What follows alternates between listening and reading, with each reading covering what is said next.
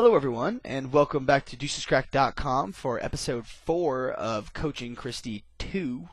A lot of numbers going on there. This is Andrew Beluga Whale Sideman, and I'm with Kristy Arnett. Say hi. Hello.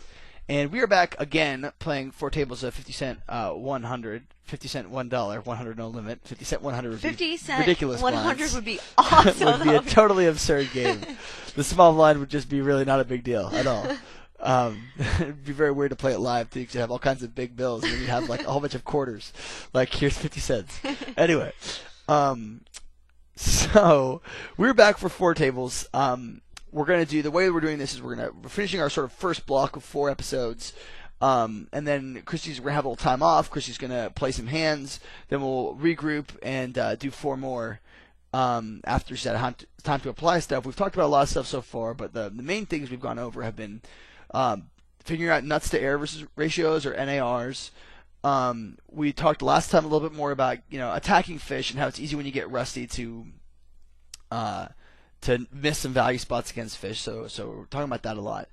But really we're talking about playing post flop, and how to put regulars into spots where they feel uncomfortable, and that this may make us feel uncomfortable at the beginning while we're learning how to do this, but once we understand how to do it, then everyone else will feel much more uncomfortable than we are. Yeah, I was pretty uncomfortable last week. Last week's video did not go super well. We kind of speed off some money here or there with some questionable at best plays, but I have a good feeling that this week will be better. So we roll the tape. Actually, Kristy just rolled the tape without me even telling her to, so maybe I had more stuff to say, Kristy. Oh, I'm sorry. No, I'm kidding. I thought I had a read on you, that you were ready to go. I am very easy to read.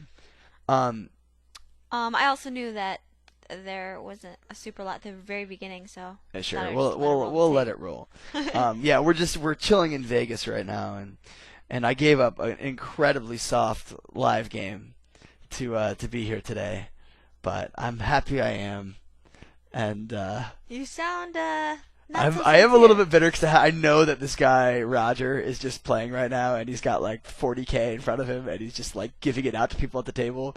And that if I was sitting there, I could also just get free money, but no. Oh, you checked he was there today? Oh no, I went to see if he was there. He wasn't there yet, but he told everyone he was going to come back. Oh, okay. After he dropped 17K at 510. Wow. Including an awesome 8K overbet ship in a $200 pot without any hand, with a 1-card bottom full house on a 10-10-5-5 board. But he had a full house. He had a 5. It's true. That's a full house. It's probably worth 8K to win 200 there. Anyways, we're here. I want to actually talk about spots like this with Ace 10 here, where a regular opens. And we have Ace 10 off in position on the cutoff, which is different than the button, important to note. Okay. And we decide to flat. A lot of the value in this type of hand comes from playing against somebody who's got a wide range and that we're guaranteed position. Mm-hmm. Right? So, like, for example, if an under-the-gun raiser opened and you were in the mid-position, I think folding Ace 10 or re-raising it are like much better options than calling it. Mm-hmm. And I'll take some blame for this because I've, in my previous videos, have oftentimes espoused being like calling with these things all the time and never folding them or whatever. But I think it's actually kind of a mistake when you have other regulars at the table behind you left to act. Especially with that, it doesn't look like there's a big fish in the blinds either. The fish looks like he folded under the gun. Mm-hmm. That we start to have a real problem equity-wise, both against the player we're playing against, but we have to imagine that there's a mysterious equity value that is the other people at the table's equities, right? And most of them will have poor equities, and so they'll just fold. But it's not like a 0% that someone has a big hand behind you, or that somebody may play a hand in such a way that might make it difficult for us to continue. Mm-hmm. Like if the button decides to squeeze, it's going to be very hard for us to imagine ourselves having enough equity against his range, which allows him to play certain hands with worse equity well against us, essentially to bluff us properly with King 5 off or something like that. You know what I'm saying? Mm-hmm. So if we're on the button there, flatting's better. Yeah, I like it. I think it's good. If we're not on the button, we have real issues. Even if the guy behind us decides to call, our ability to bluff now, which we won that pot there because we were able to bluff. he bets, we call.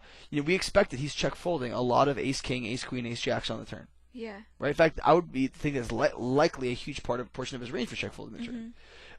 So we're able to bluff effectively by being in position, but that doesn't work anymore if one other guy calls. Yeah. Like what happens if that board comes down the same thing it did, 5-5-6, but there's 3 of you and there's one guy behind. Under the gun bets, and now you're in an awful spot. Yeah. You have to just fold, right? Because it's like shit. Well, under the gun's banging 2 people. He could have a hand, but then also the guy behind me, like playing suited connectors and pocket pairs, and he might not fold. And so then it's like, all right, I can't really make any moves. So there's a huge difference between being on the button and being not on the button. Okay, you pause the tape for a reason, I'm assuming. Yeah.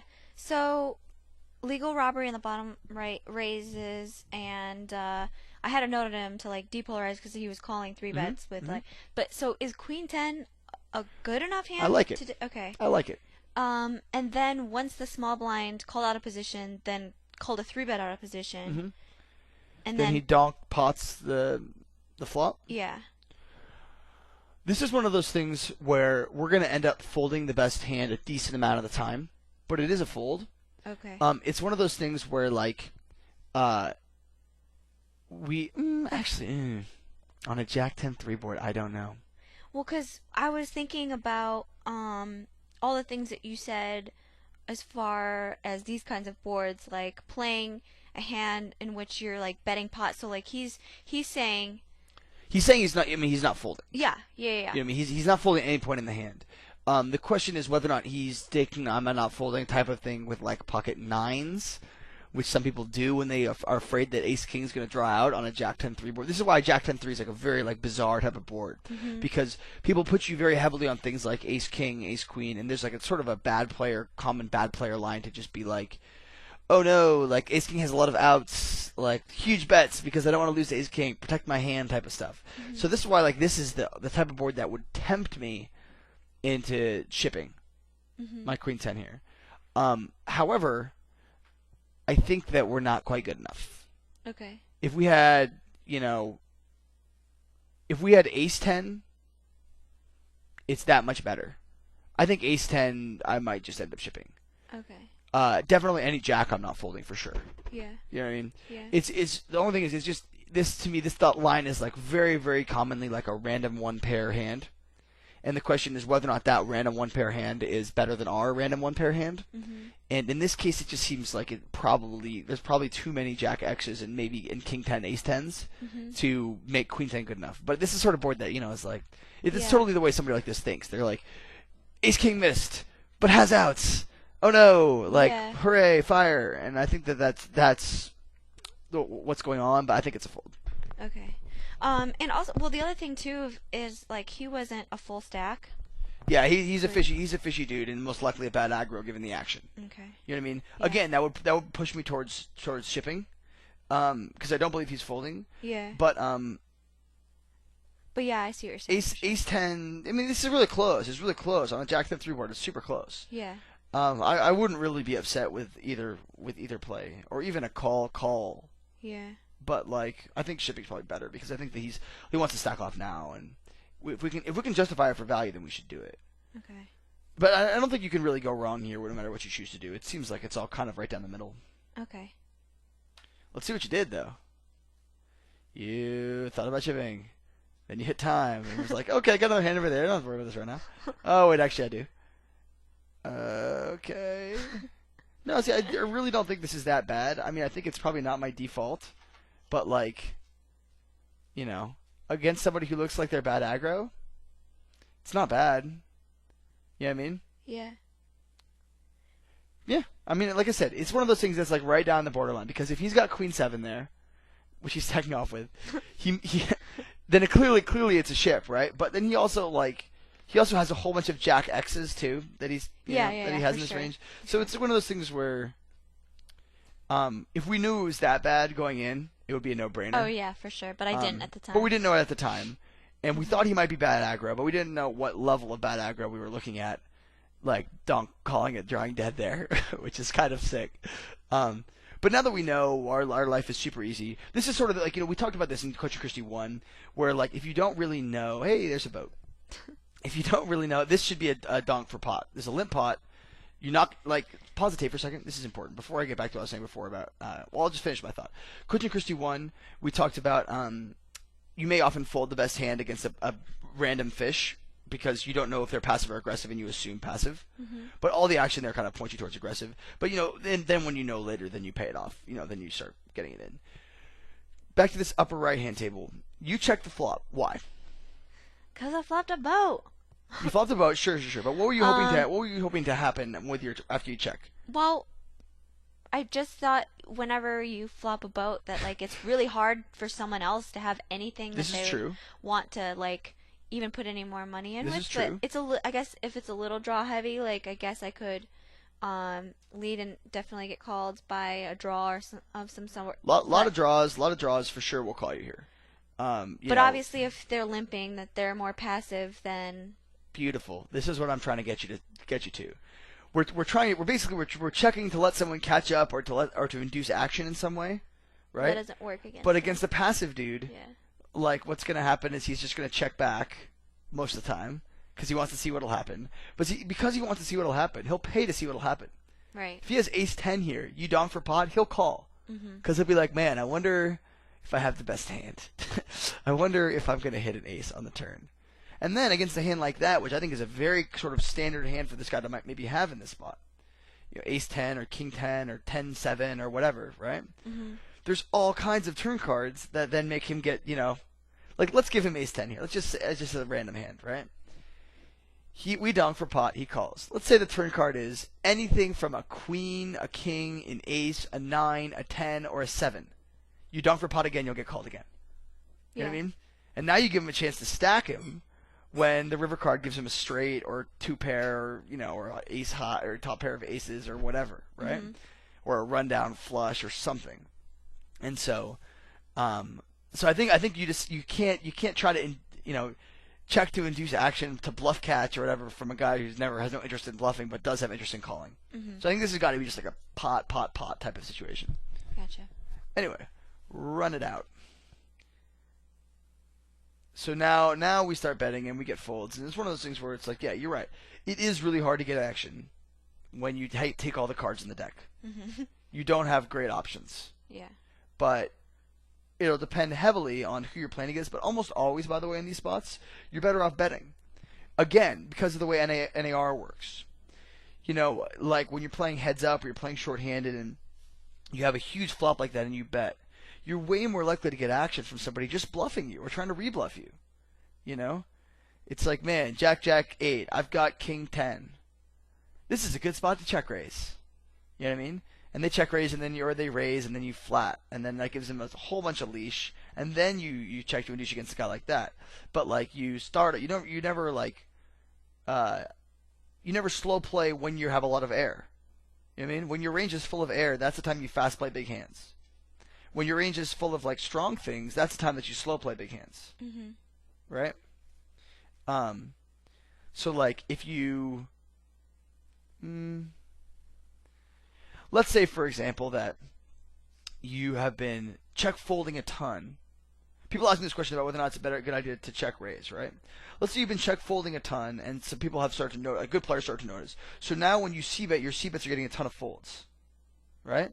Well, now you'd want to c-bet more as a bluff and check strong hands. Now, this rarely happens. People always ask me, when should I check the flop, with the check raise the flop as the pre-flop raise or whatever.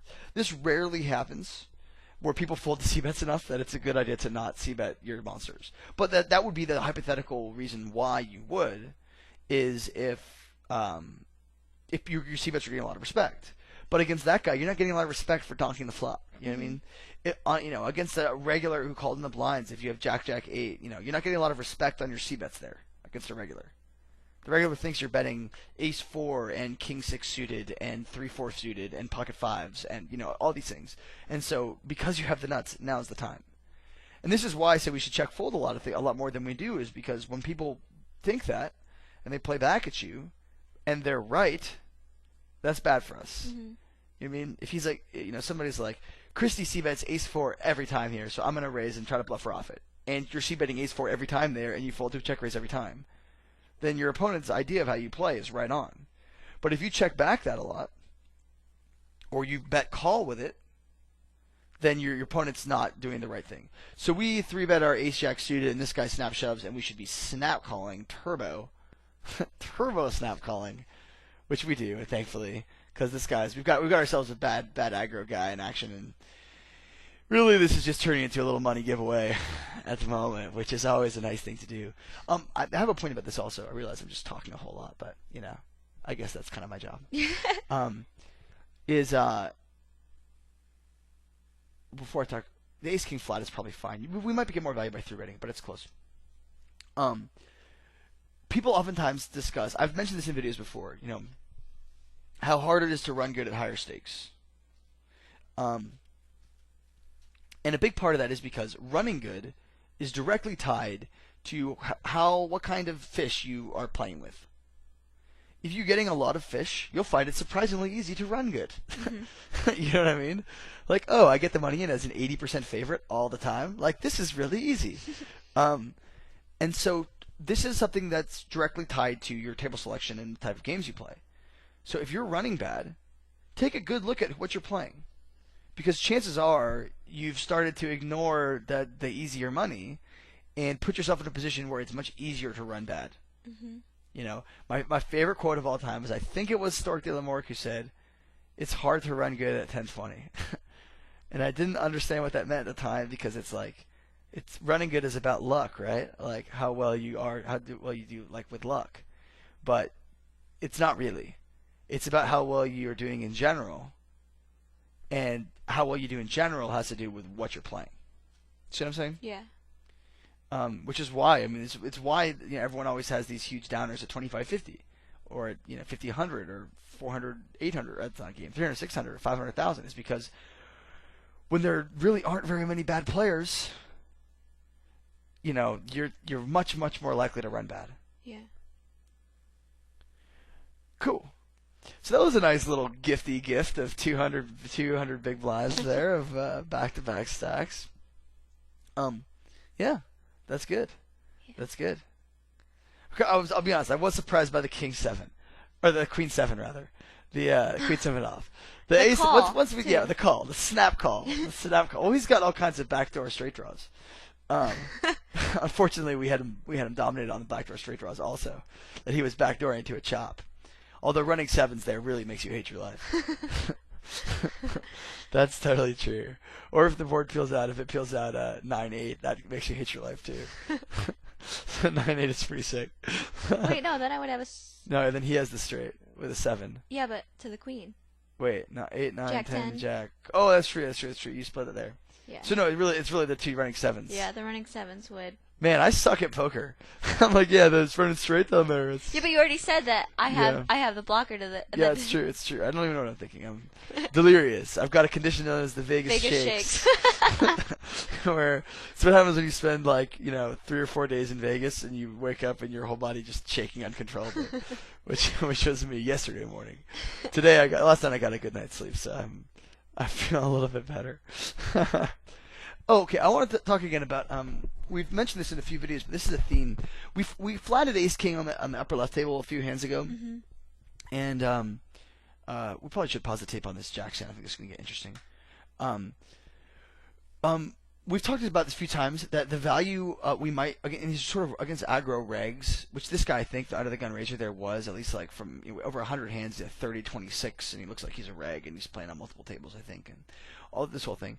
Against aggro reg, the whole idea of flatting with Ace King was because we thought it would be hard for him to give us value with worse hands like Ace Jack or Ace 10 or things like that. But if people are really likely to 4-bet those hands, or just not to fold them to a 3-bet because they're all ego-y and they don't like to fold and stuff like that, the whole flatting Ace King thing kind of goes out the window. Same thing with a lot of these things. We talked about it before with pocket pairs, about how you can get a lot of value by 3-betting 7s and then shipping them over top of a 4-bet because they'll just fold all the time. It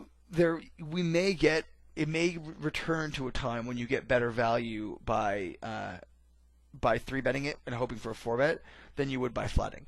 Now, the more aggro, the more loose the guy, the better this is. Mm-hmm. The sort of less aggro, less tilty, more folds to your 3-bets a lot type of thing, then the more that flatting is good. So when people had depolarized three betting ranges and people didn't four bet very often, and it was just kind of like you folded a lot, play kind of tight.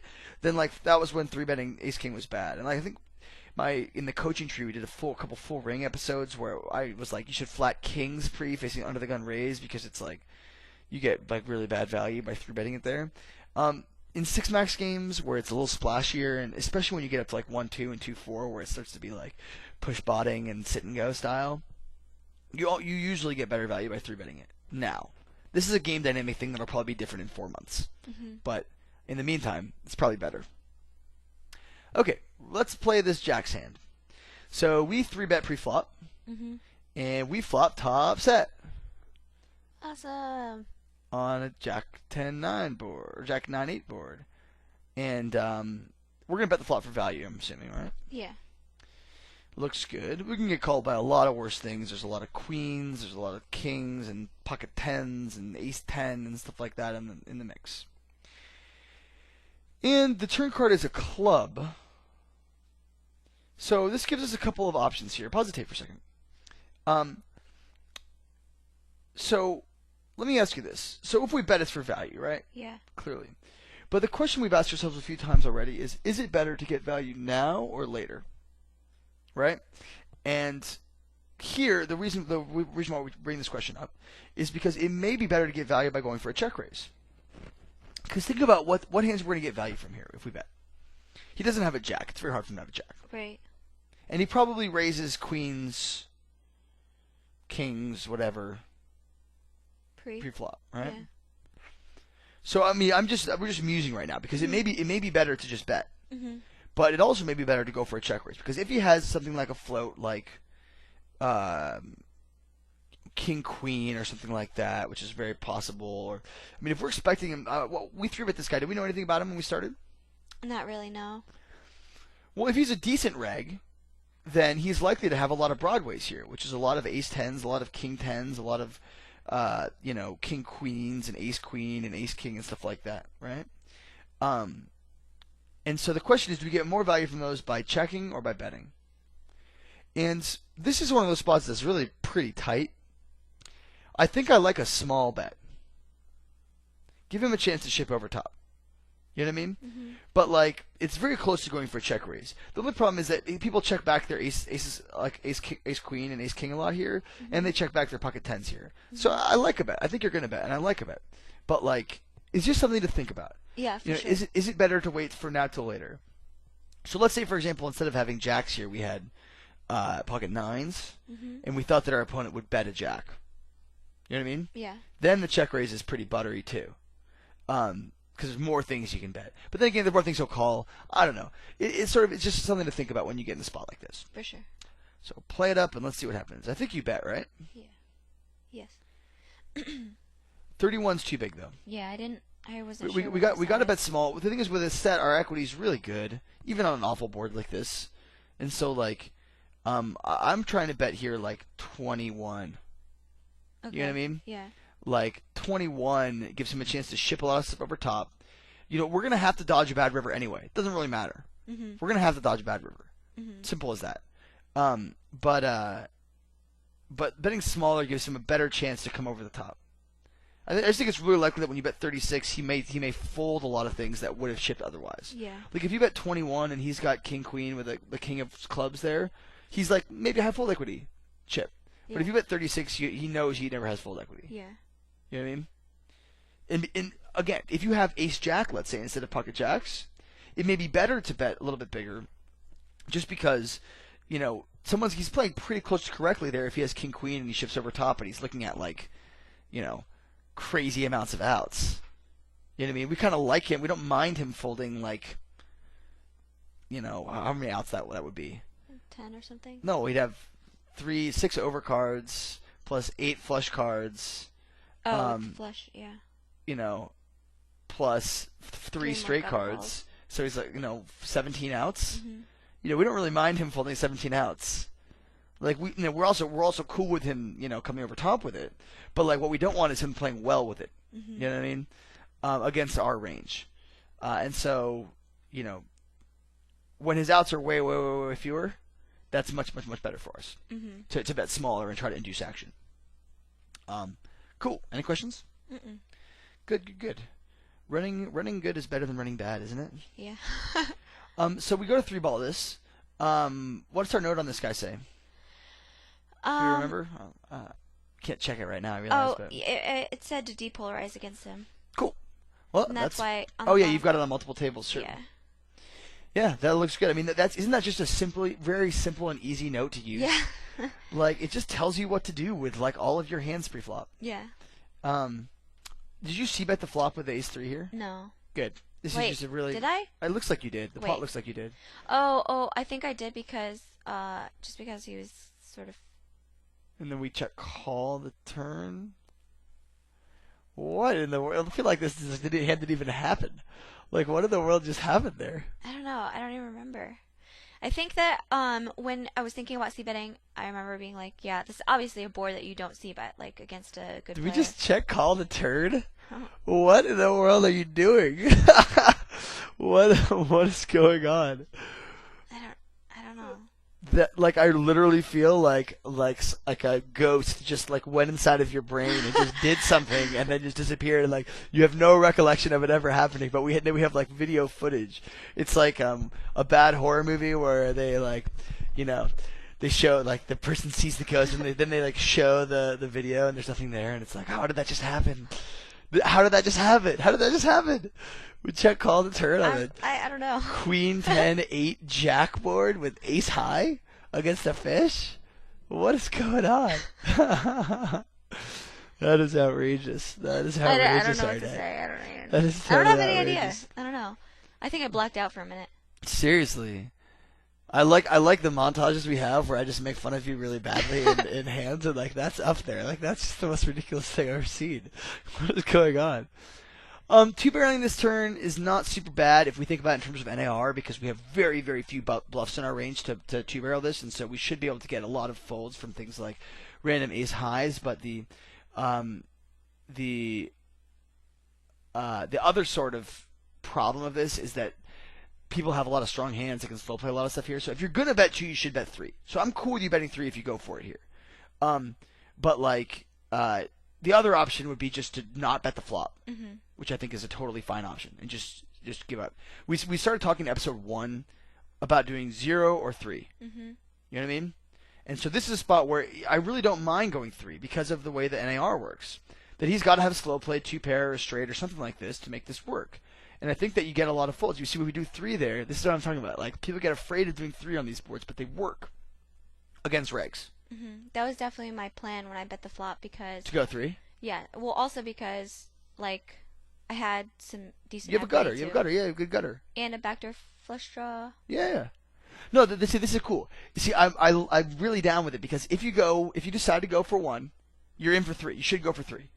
But the other option, which is fine, is to go for 0. Yeah. Right? Right. But what's not cool there, what so many people do, and I'm sure so many of you guys who are listening to this, is fire 1 and then get called and then shut down. And then fire 1 and then you pick up a straight draw, open-ender on the turn. So you fire 2 and you get called and you're like, oh, well, I gotta give up. Right? Like, that used to be good. It's not good anymore. Nowadays, 3 or 0. Yeah. Can't believe I'm telling all this, you guys, pay like $30 a month for this stuff. Unbelievable.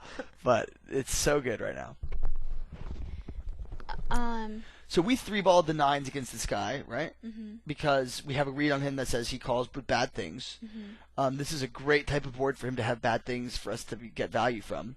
Because he's got like ace 8 and like jack 8 suited and like he's got a lot of 8s and he's got all kinds of like 7 6s and stuff. And so like very, very, very plausible for him to be raising for value with a worse hand here. In fact, I would even say more likely that he's doing that or bluffing than beating us. So I would ship Magoo all day right now.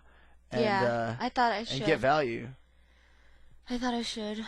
The problem with calling here is a lot of his bluffs have really good equity against us. So if he does have something like Queen Jack, Ace, King Queen, King 10, stuff like that, those all have like 6 solid outs against us, so that's not good for us. And the other thing is that he's going to check back with a lot of things that he was going to stack off with on the flop. Like if he raises any pair there, he's stacking off with it. Yeah. For sure. So like I think that we get much better value by just shipping the flop than we do by trying to get all cutesy with this. If we have aces, calling is way better. Yeah. Excuse me, calling is way better with aces than with nines because like he can't really suck out. Yeah. But they're probably both better to ship just because he has so many worse value hands that he's raising and not folding on the flop. Yeah. Once we get here, this jack puts us in just an awful situation because he has a lot of jacks and value 7 in his range, and now we've demonstrated that we have a hand. So like now that we're here and we play it like this, I would probably check fold the turn. Yeah. Because like I think he gives up with a lot of things.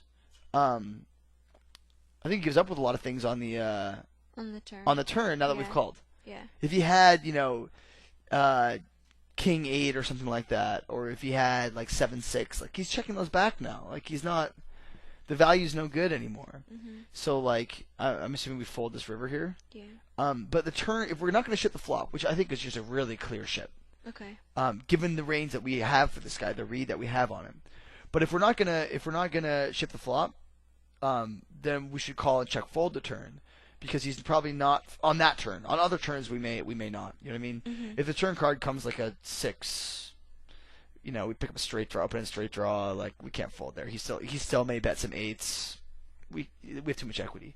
But like on that turn, on like an overcard turn that potentially hits his bluffing range on the flop, then I think we have to fold. But the sort of other thing to think about is this: there's two things that are going on the flop. He either has a worse value hand a lot of the time, or he has a hand with equity that folds. So in this sense, again, we'll term this a two-way bet. Because when this whole idea of capitalizing dead money, I'm going to explain this another time in a better format for it, but capitalizing dead money I've really decided is another way of describing bluffing. When someone has 30% equity to win or 25% equity to win, and you get them to fold that, you're bluffing them off of that. That's essentially what bluffing is about. Mm-hmm. It's the essence of bluffing, if you will. And so it's sort of a two-way bet because we're trying to get him to stack off with an 8, but fold his equity. But fold his... Yeah. Obviously we'd like it if we ship and he calls with King Queen, but that's unlikely. Right. You know what I mean? Simply because we think it's likely he'll play well with that equity later if we give him a chance. But so we can bluff him off the equity and get value now, and it kind of works out pretty well for us. So the flop went check there. Yeah. Fire the turn for value. Okay. You're going to get called by ace high. And if he's not calling you with ace high, he's folding out equity, which is fine. Like, getting him to fold queen jack on the turn is good if he's going to give up. Yeah. Right? So this is an important thing to note, by the way. He's giving up on low boards, and he's probably c-betting on big boards. Right? So what does that tell you with the type of hands you should be flatting pre-flop? What type of hands should you be 3-betting pre-flop? I should be flatting, like, big cards. Mm-hmm. And 3-betting low ones. Yeah. Because if he's going to fire, he's not going to get aggressive on an 8-8, 5 board. Yeah.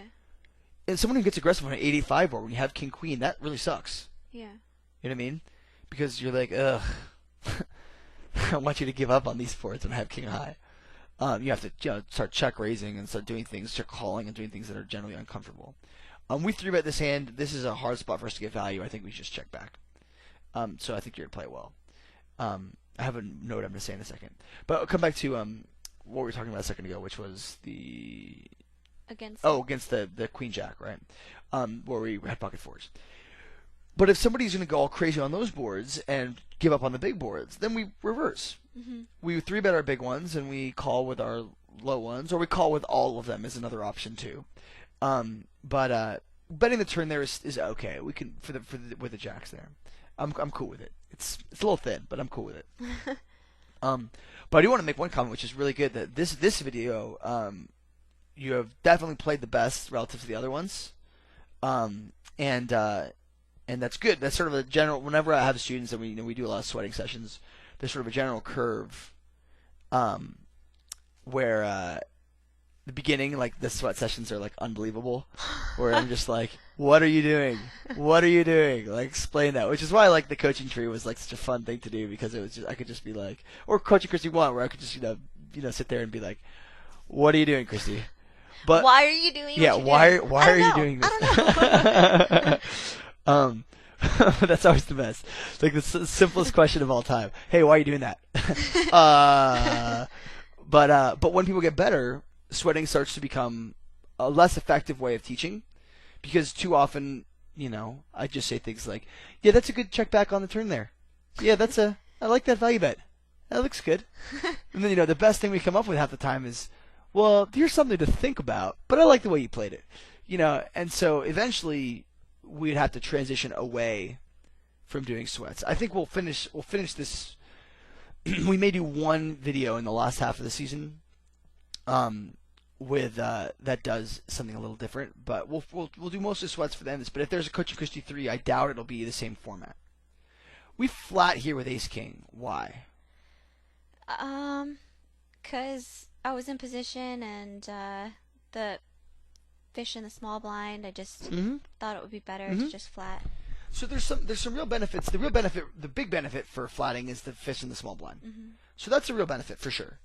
The downside of flatting in that spot. Normally, I kind of like to flat in like a spot where there's a big action and I've got Ace King. Like I prefer to flat as opposed to shit, which I know I've got a bunch of heat for, but whatever.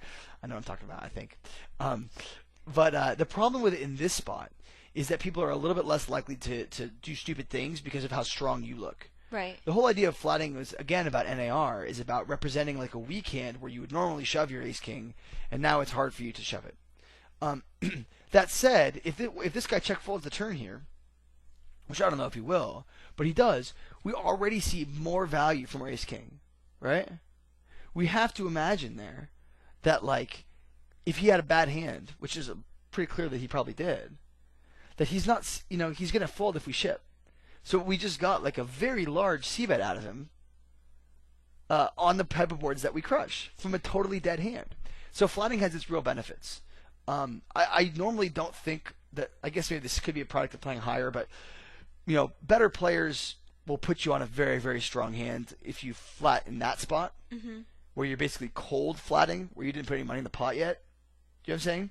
Like raise, call, he squeezes, and you cold flat. Like that's a very strong thing to do. But it's one of those things where if he raises and you 3-bet and he 4-bets and you flat, well, your range for 3-betting could be really, really wide. So then he thinks your range for flatting could be really wide also. So then you're sort of under-repped.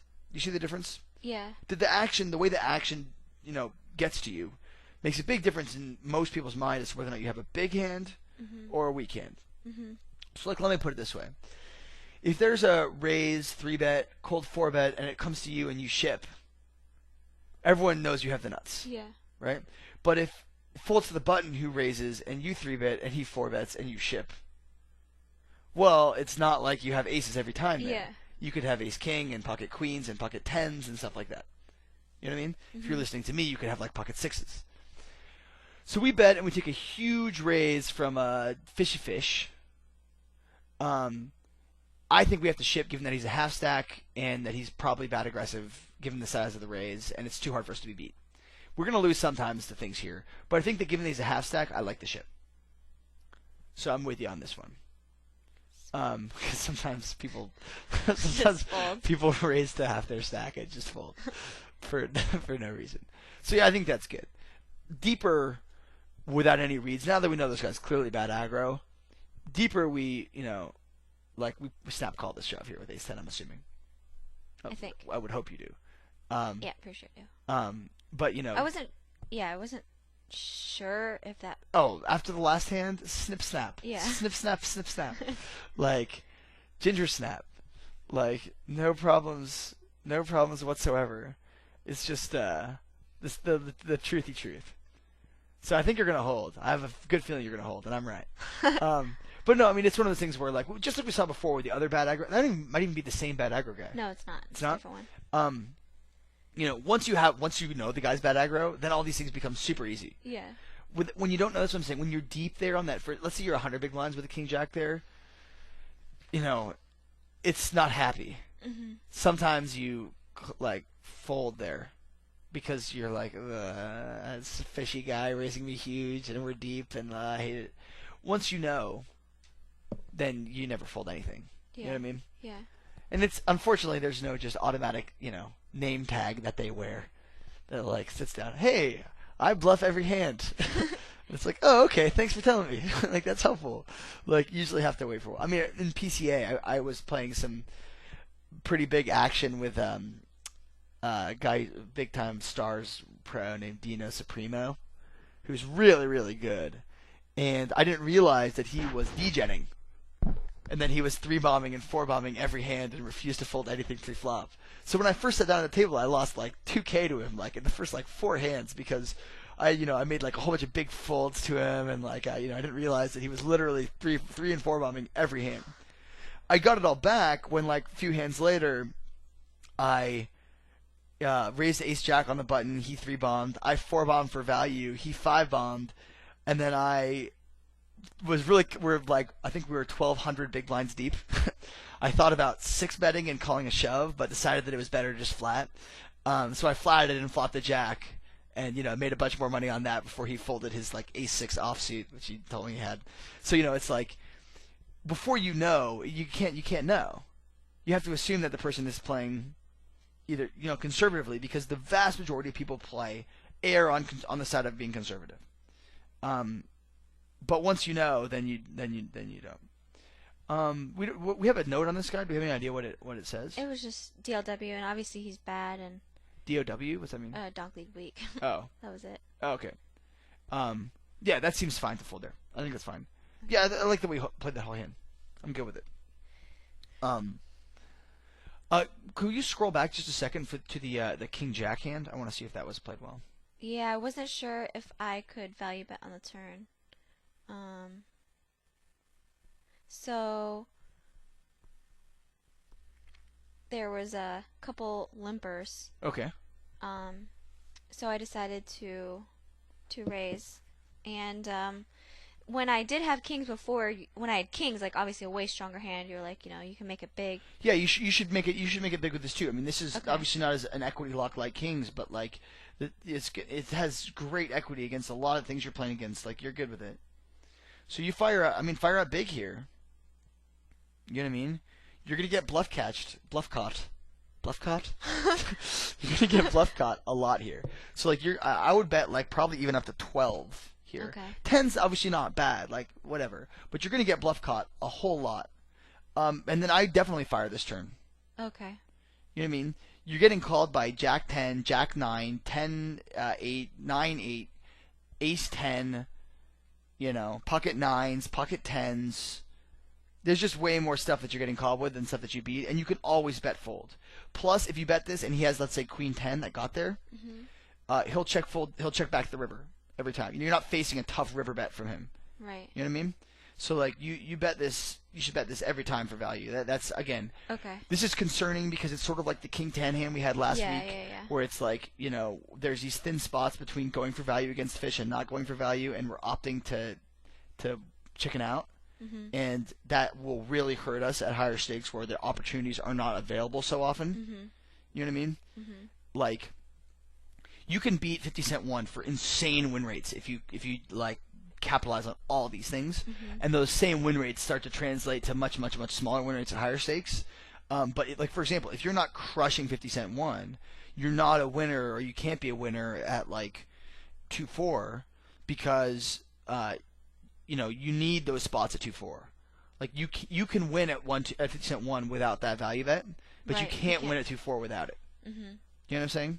And so just like, I'm not trying to be mean or anything, but it's just like that's something that is rust that comes from not playing a lot, that comes from being maybe a little squeamish about getting value owning yourself and all these things, and like we are not going to worry about value owning ourselves against fish. You're Right. not going to. Okay. I would raise this turn with King 10 facing this bet. Yeah. He bets very small. His action is super inconsistent with the set. Very likely to be a 10 or worse draw. There's only one better 10. I think, again, this is another spot where we're up against a fish, and he looks like he could even be bad aggro, and we're gonna call down with a hand that's just like super likely to be the best hand. Whereas if we raise the turn there, he's gonna call like a huge bet on the turn with King 3 there. You know what I mean? Yeah, he's gonna get there on the river, whatever, but he's gonna call a huge bet on the turn with pair and a gutter. We want that. So again, this is another one we see that happens right back to back. And I really it's kind of funny that I'm being like a little meaner on this episode than I was like last week when last week we like lost a bunch and this week we're up a whole bunch. But like those are the things that can't slip. Yeah. You know what I mean? Yeah. Those are the free money giveaways that make the rest of the game feel much much easier, because you won't realize that if you make an extra $30 on that hand, right? And you do that, let's say like 5 or 6 times over the course of like a couple sessions. If you run bad, you get stacked a few times. Unfortunately, it doesn't show anymore in your it looks like you're breaking even, which is why like players who really crush their limits are like they go up and then they break even and they go up and then they break even, and it's like they have these nice shiny graphs because they never miss those spots. People who miss those spots oftentimes end up having like the bigger downswings and the bigger dips.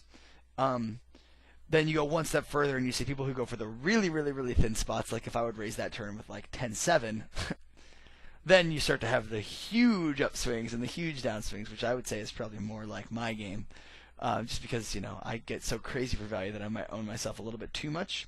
But with something like King 10 there, or with King Jack on the previous hand, where there's just so many hands. Now, keep in mind, if he raises that and pots it on the turn, totally different scenario, but he didn't. Right. You know what I mean? If he raises it and pots it, like I might even fold. That's scary. But if he raises it and then bets 6 into 21, tell me you think he has a better hand than you? No. Think that he ever like calls with a worse one? Mm-hmm. He's betting 6 and he's a fish. He's betting 6 into 21. He's a fish. Like just a missed opportunity. Yeah. Don't take it hard though. No. You're still cool. We still hung out with Tommy Thayer last night, lead guitarist for Kiss. Yeah, no big deal. No big deal. I wanted to ask you about this hand because at first I thought it was a good place to triple barrel again.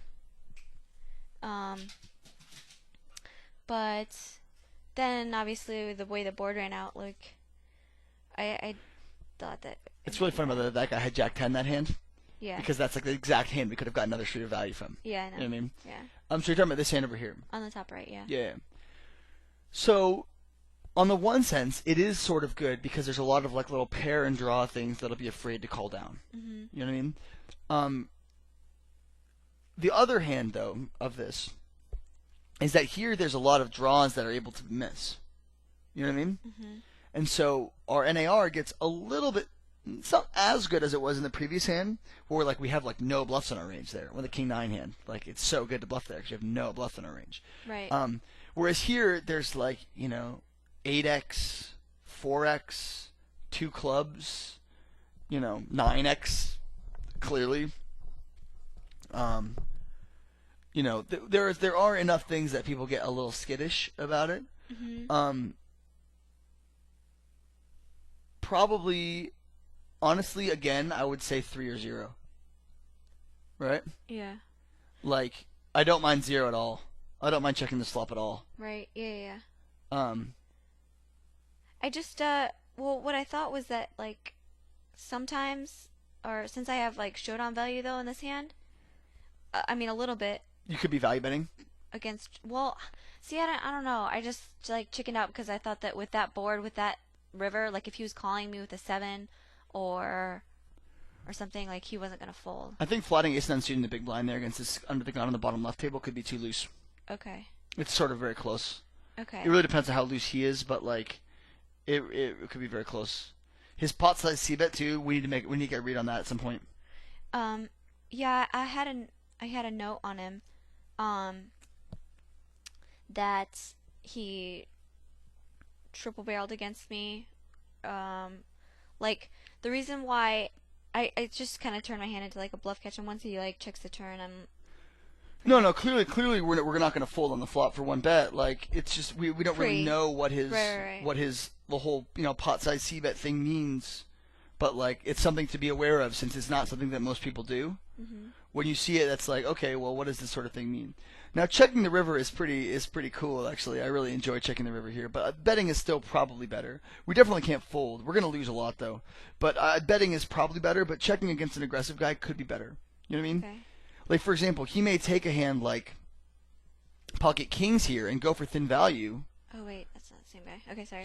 He may go for thin value here against a 10, a likely 10, because if he assumes that you always bet the river with an ace, right? Mm-hmm. So in this sense, like he may be more likely to bet off than he is to call off, which is the case here. Mm-hmm. Which, by the way, this is sort of that hand is like a great example of my whole play strong hands out of position and let people give people rope, give the aggressive regulars rope. You know what I mean? They're better at making folds and going for thin value than they are about restraining themselves. You know what I'm saying? Mm-hmm. So in that sense, like actually, your river check is pretty hot. It's really good. Against a fishier player though, or a collier reg, fire all day. You know what I mean? Yeah. But against an aggressive dude who's playing, kind of loose aggressively, who's potting the flop. So we can see that right there. But like, pots the flop with king high on a ace 3-2 board. I would put that in the notes right away. Yeah. You know what I mean? That means all your bluffs just got so good against him. He's putting in a ton of dead money with like crap hands all the time. Like that's instant note, and then just manipulate the hell out of that because it's it's such an easy read. Now he may bet big with his good hands too, but he's just going to have more air. I mean, he's again not balancing his NAR at all. I'm sure on that board. I'm sure he's bluffy as all hell on that board. And for him to bet 6 on it, it's like a huge opportunity for us to just never fold anything. Now that I know that, I would never fold anything to him. Yeah. I would check raise or check call literally 100% of hands that I was playing in that spot against him now. Because he's going to bluff that with all of his air, and he's going to make it huge. I'm going to get away with stealing it from him very cheaply. Mm-hmm. Very small raises, floats, all that. It's going to be quite easy against him. Now, if he uses leverage a little bit better, checks back sometimes, bets 4 sometimes, now it's much harder. That's why I was saying it's much harder for us to play a hand like Ace-9 suited. Now that I sort of know that these, once I sort of have seen these things, then you can make a much better argument for playing Ace-9 suited in that spot. Just be like, hey, like I'm better. My choices are going to be better. I have a good read on the person, what he does. Like I can probably play this hand profitably against him. Mm-hmm. It probably does fine against his range equity-wise. The whole idea of I'm out of position, that sucks. Well, it only sucks if the other guy plays well in his position. Skill and position advantage are tied together. You can't separate them. You know what I mean? Like it's not just being in position that makes you good. It's how good you use your position, how well you use your position. Sorry, Mom. My mom's an English major, or was an English major.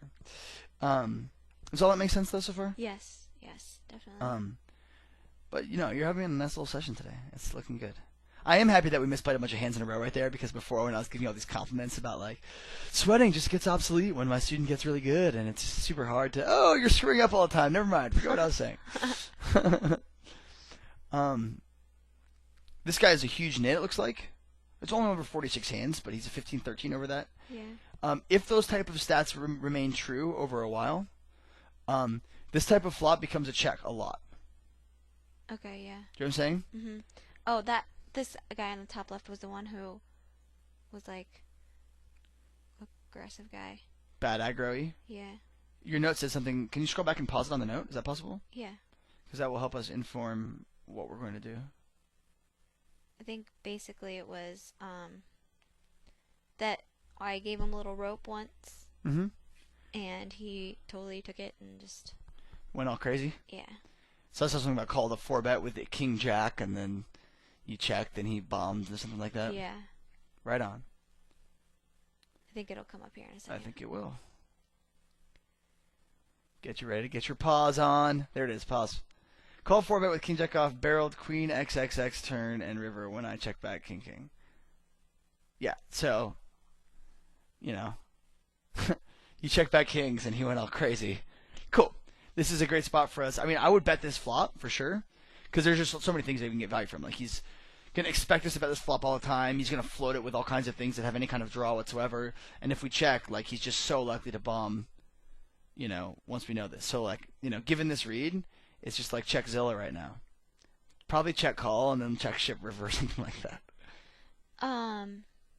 Betting, of course, is not bad, but like given the read that you have right there, like King Queen, King 10, Queen 10, Ace 10, Ace 5, Ace 5 may check. That's the one danger of this. But like there's so many things that just bomb. Like this is just much better. Just check call here and then check ship riv. Check ship here isn't bad either, but check call is pretty good.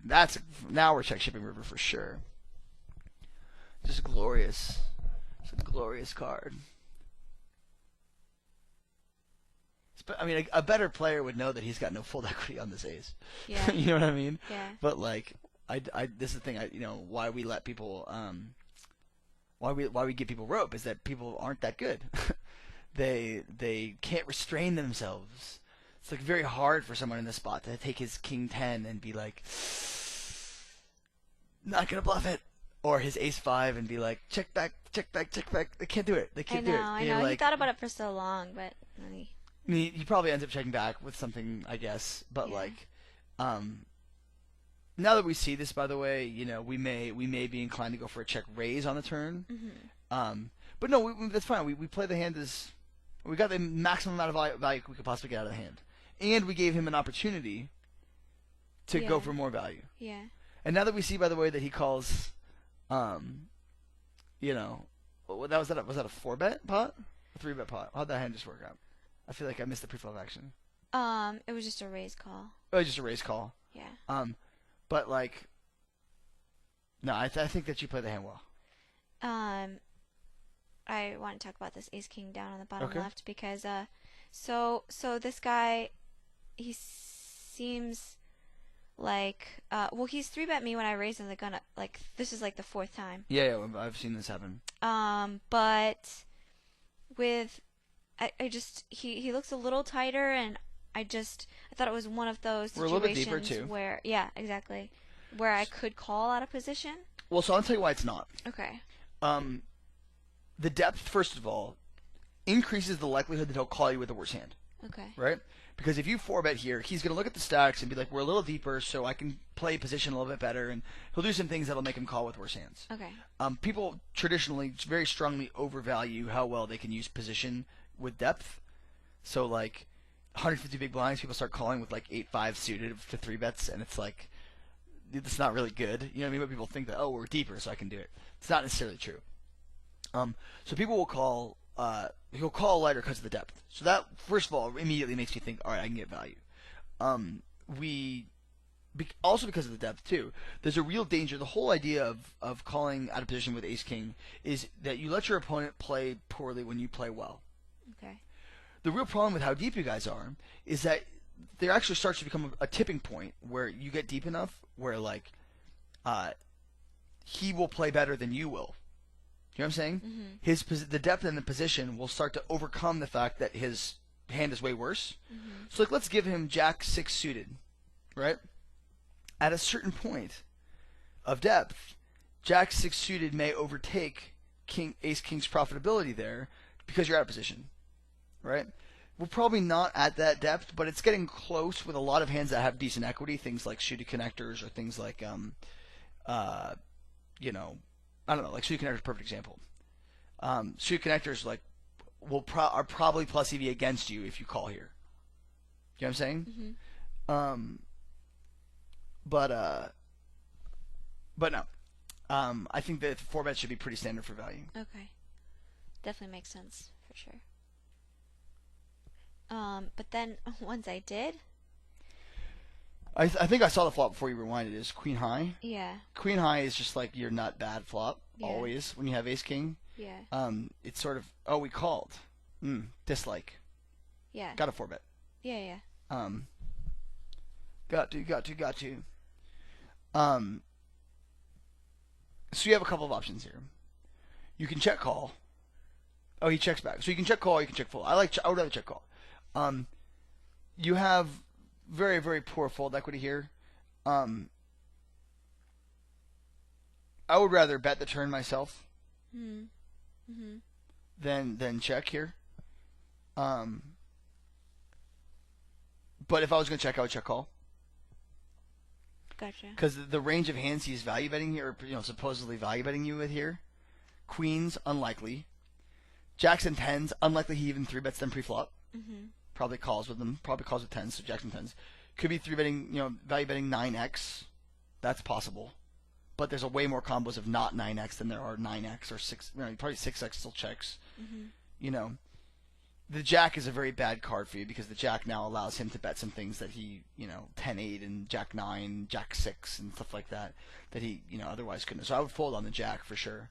But I think you're ahead off enough on the turn check call. But this whole hand plays much better if you just 4-bet it pre. Right. It's just you're just too likely to get called by a worse hand.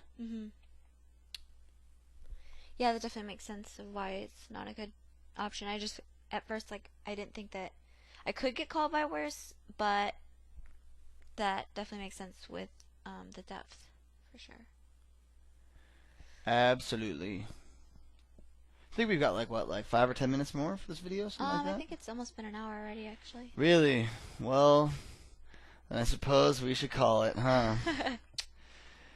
Well, this was a good video. It was good. It was good to both show that the stuff works, that we're making money, that it's like effective, but also see some spots where we're starting to improve. This is the kind of video that's very productive, I feel like. So cool. Hopefully you guys enjoyed it. Thank you, Kristy, for letting me just rip apart your play, as always. No problem. But yeah, thank you guys for watching. This has been Andrew Beluga Whale Sideman and Kristy Arnett, only here on DeucesCrack.com. We'll see you guys next week, I believe.